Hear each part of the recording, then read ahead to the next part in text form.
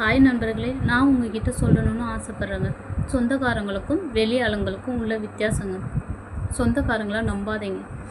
எதுக்காக சொல்கிறேன்னா, நம்ம பிரச்சனைகளை பெரிய பிரச்சனையாக ஆக்குவாங்க. அதாவது நம்மக்கிட்ட ஒரு பேச்சு, பின்னாடி போய் ஒரு பேச்சு, சரிங்களா?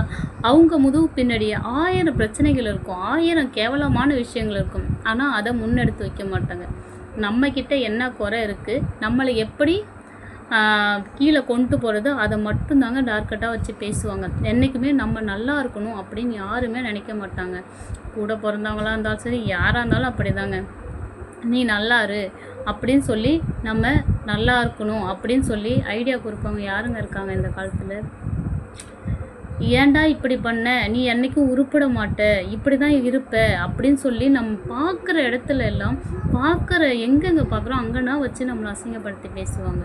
இப்படி பண்ண அப்படி பண்ணணும். ஆனால் இதுக்கப்புறம் முடிஞ்ச பிரச்சனை விட்டுட்டு அடுத்தது என்னடான்னு யோசி அப்படின்னு யாருமே சொல்ல மாட்டாங்க. இதே வெளியே ஆளுங்க, ஏன்டா இப்படி சோகமாக இருக்க, எழுந்ததை விட்டுடு, முடிஞ்ச விஷயத்த ஏன் யோசிக்கிற, இதுக்கப்புறம் வாழ்க்கை நிறையா இருக்குது, நம்ம அந்த விஷயத்த யோசிப்போம், இப்போ நடந்ததை பற்றி யோசிச்சுன்னா இனிமேல் வாழ வேண்டிய வாழ்க்கையை இழந்துருவோம் அப்படின்னு சொல்லி நமக்கு புத்திமதியும் சொல்லுவாங்க.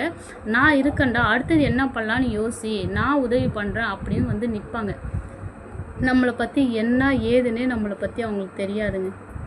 ஆனால் அவங்க வந்து நான் தோல் கொடுக்குறேன்னு சொல்லி நிற்பாங்க. அவங்க கொடுக்க வேணாங்க, நான் நிற்கிறேன், நான் உன் கூட இருக்கேன் அப்படின்னு சொல்கிறாங்களே, அதை விட தன்னம்பிக்கை யாருங்க கொடுக்க முடியும்?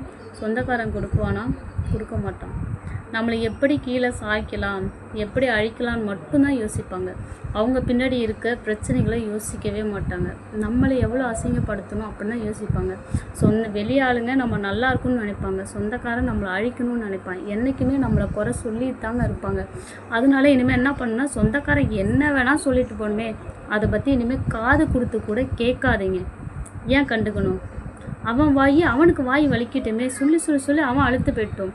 நம்ம வெளியாளுங்க சொல்கிறத அதை ஃபார்முலா படி அதை ஃபாலோ பண்ணி நம்ம முன்னேற அவன் வயிற்றில் குத்திட்டு அவன் புள்ள கீழே இறங்க அப்போ என்ன நினைப்பாங்க, அடுத்தவங்களை நம்ம கேவலப்படுத்தினா தான் புள்ள தான் கீழே போயிட்டுருக்கோம் அப்படி இந்த பதிலடி நம்ம கொடுக்குறப்ப எப்படி இருக்கும் யோசிச்சு பாருங்கள். நம்ம பதிலுக்கு பேசுகிறது ஒரே பிரச்சனை கிடையாதுங்க, பேசிடலாம், யார் வேணாலும் பேசலாம் பதிலுக்கு. ஆனால் பதிலடி நம்ம முன்னே, அதாவது அவன் அடுத்தவங்களை பேச தான் புள்ள தான் கீழே இறங்கிட்டு போவோம். நம்ம மேலே போக அதை பார்க்க வயிறு எரிஞ்சு வெக்ஸ் ஆகி தான் புள்ள இப்படி போயிட்டான்னு நினைக்கிறாங்க பார்த்தீங்களா? அப்போ நினச்சி பார்ப்பாங்க, நம்ம அடுத்தவங்கள மட்டம் தட்டி பேசணும், இப்போ தான் புள்ள வந்து கீழே போயிட்டே இருக்கான் அப்படின்னு சொல்லி தலையில் அடிச்சுட்டு உட்கார்றாங்க பார்த்தீங்களா? இதை விட பதிலடி கொடுக்க முடியுங்களா சொல்லுங்கள்? நம்ம வாழவே கூடாதுன்னு நினைக்கிறவங்க முன்னாடி நம்ம வாழ்ந்து காமிக்கிறது எவ்வளோ பெரிய விஷயம் தெரியுமாங்க?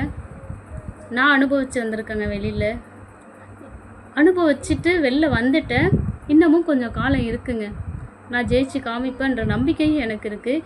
இதே மாதிரி உங்களாலையும் ஜெயிச்சு காமிக்க முடியும், தன்னம்பிக்கை இருக்குது அப்படின்னா கமெண்ட் பாக்ஸில் கமெண்ட் பண்ணுங்கள், லைக் பண்ணுங்கள், பிடிச்சிருந்தா சப்ஸ்கிரைப் பண்ணுங்கள் நண்பர்களே. ஓகே, பாய் நண்பர்களே.